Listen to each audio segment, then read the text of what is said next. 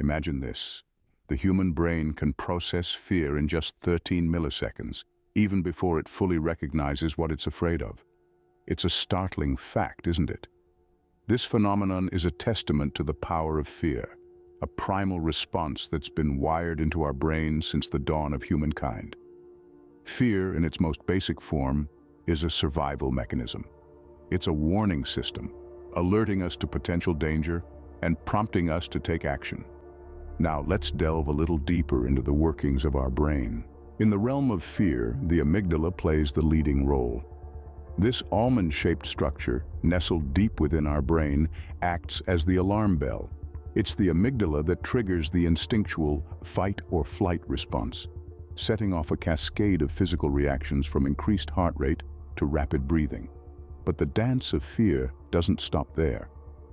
The amygdala is intimately connected with other areas of the brain, creating a complex network responsible for our emotional and physical responses to fear.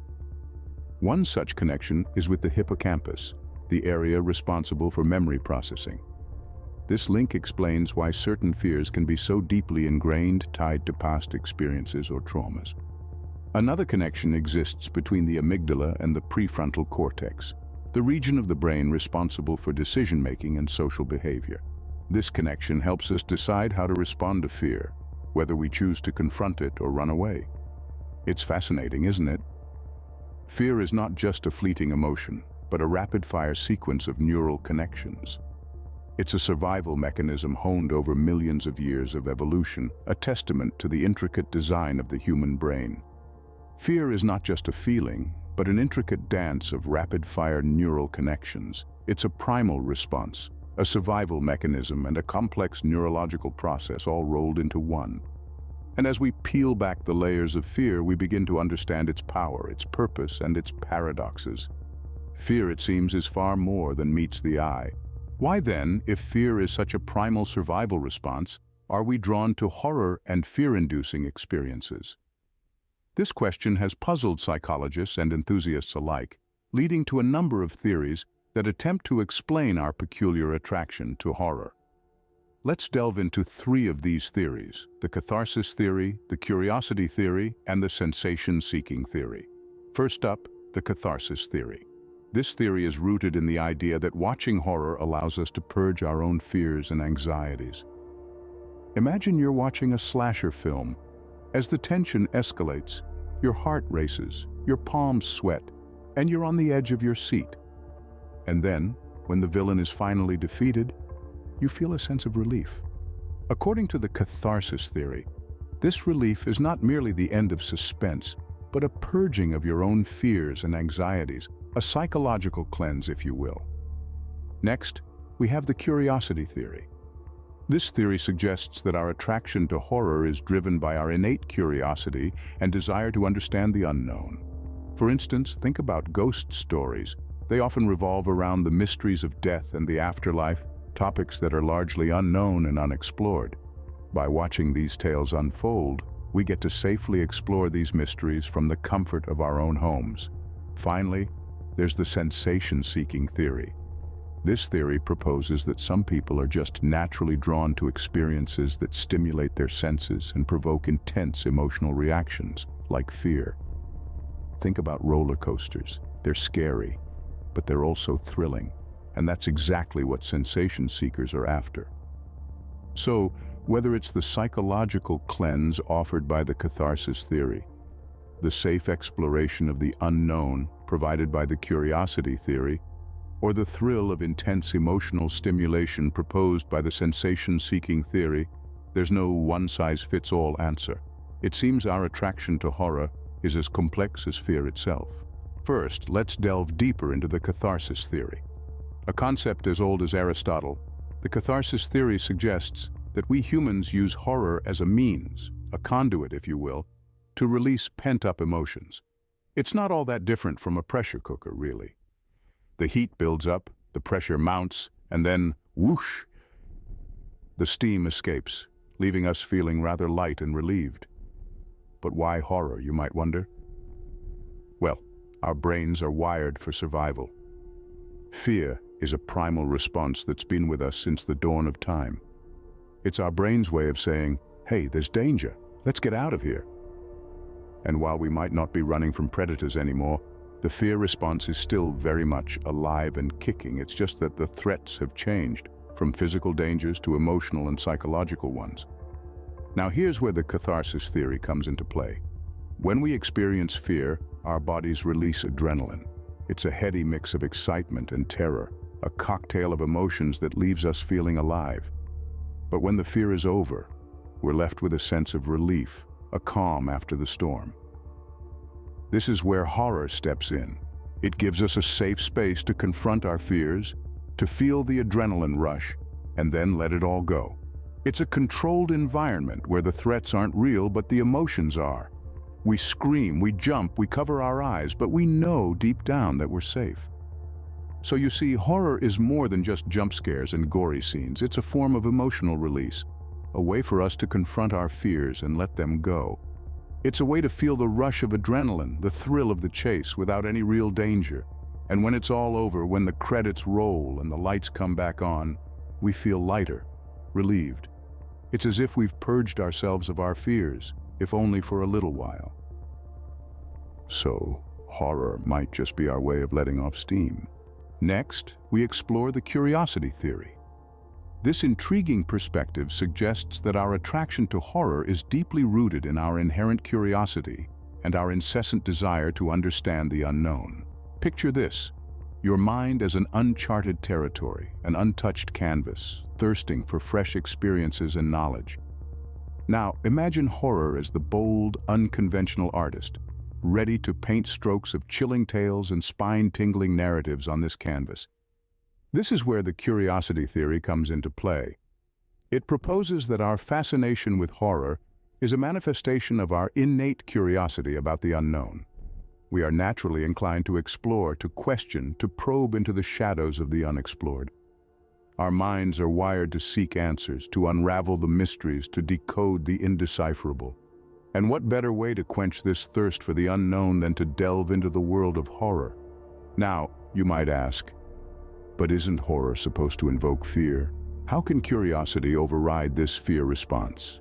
Well, that's the beauty of it. Our curiosity is so compelling, so potent, that it often manages to override our fear response. It's like a fearless explorer, undeterred by the menacing shadows, venturing into the heart of the unknown, driven by the desire to discover, to learn, to understand. In this context, horror serves as a safe platform for us to explore our fears and anxieties without any real-world dangers. It's like a thrilling roller coaster ride where we can experience the adrenaline rush, the heart-pounding excitement, without any actual threat to our safety. So, when we watch a horror film or read a horror novel, we're not merely seeking to be scared.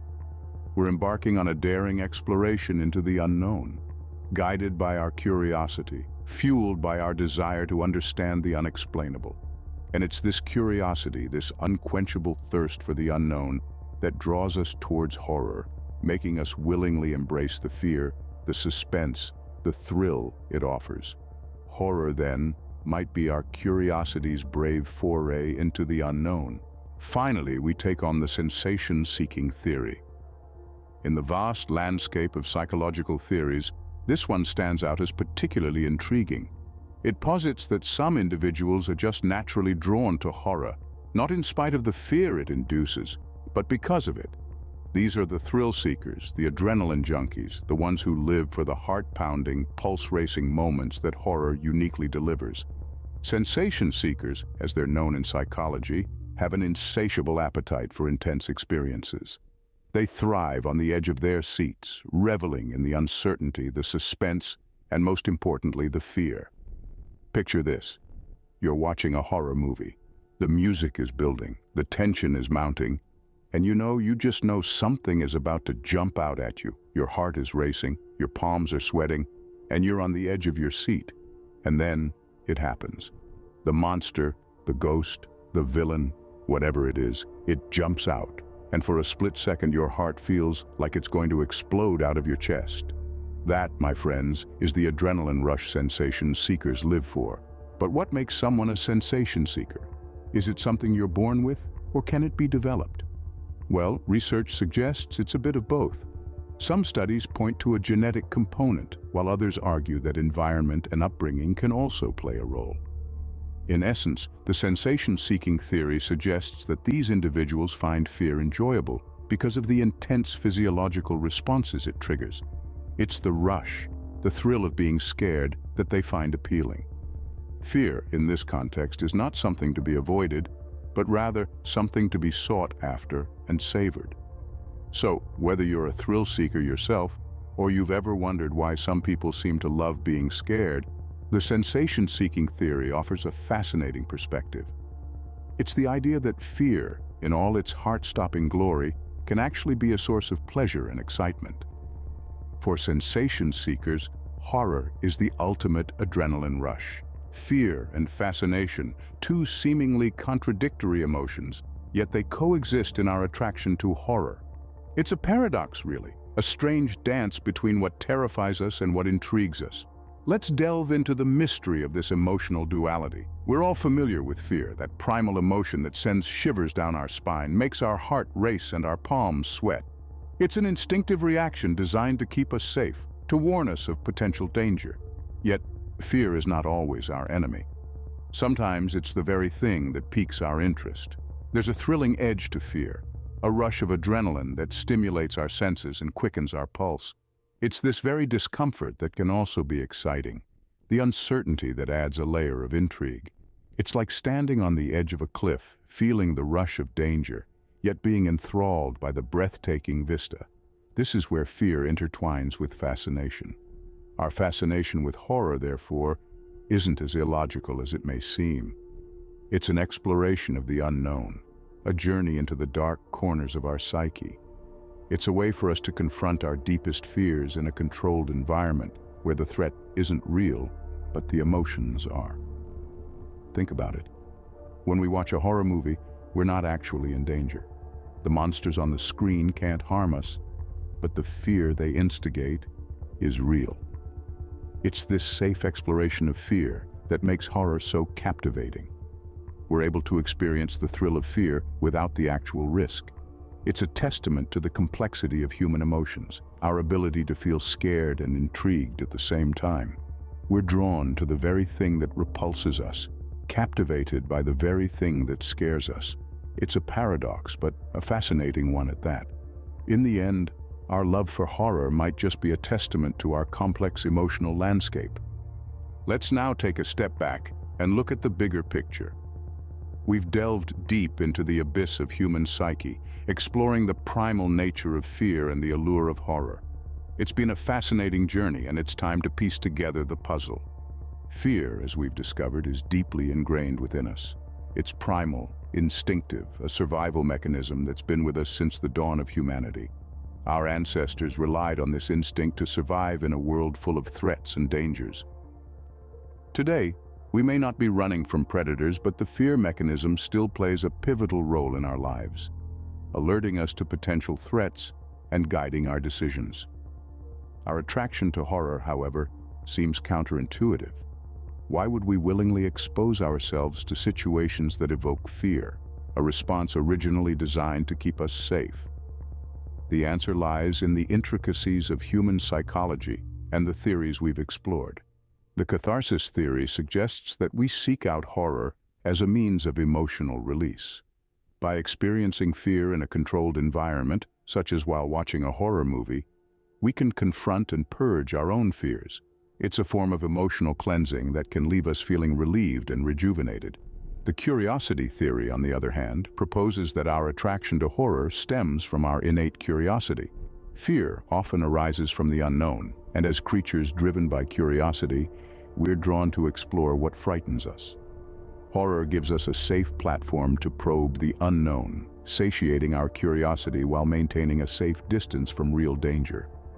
Then we have the sensation-seeking theory, which posits that some of us are simply thrill seekers, drawn to the adrenaline rush that fear induces.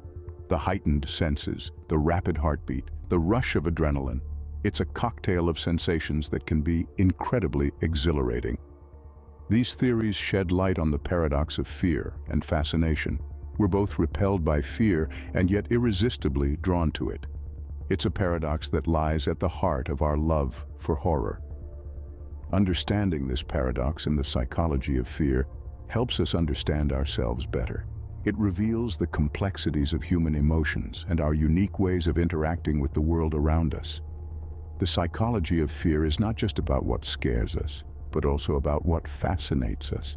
It's a thrilling journey into the unknown, driven by our curiosity, our need for catharsis, and our thirst for sensation. And perhaps that's why we love horror.